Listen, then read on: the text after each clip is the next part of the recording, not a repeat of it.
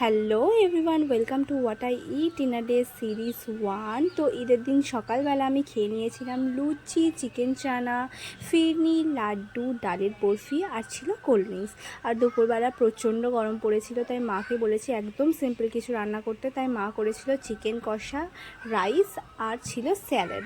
আর সন্ধেবেলা আমাদের সবার ফুচকা খেতে ইচ্ছে করছিল, কেননা 1 মাস আমরা ফুচকা খাইনি রোজার জন্য।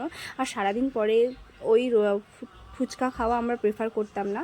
তো তারপরে বাবা চানাও এনেছিল মায়ের জন্য, মায়ের চানা খেতে ইচ্ছে করছিল, সেটাও খেয়ে নিলাম। আর ফুচকাও খেয়ে নিলাম।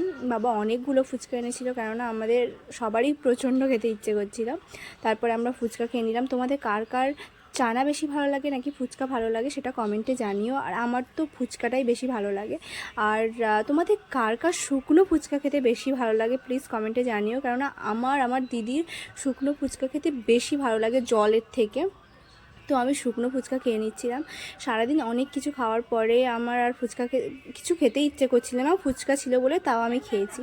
তারপরে আমরা আমাদের জেঠিমাদের বাড়িতে আমাদের ইনভাইট ছিল রাত্রে, তো সেখানে আমরা ডিনারটা করলাম। ছিল চিকেন কষা আর ছিল কোল্ড ড্রিঙ্কস আর ছিল পরোটা। Bye bye.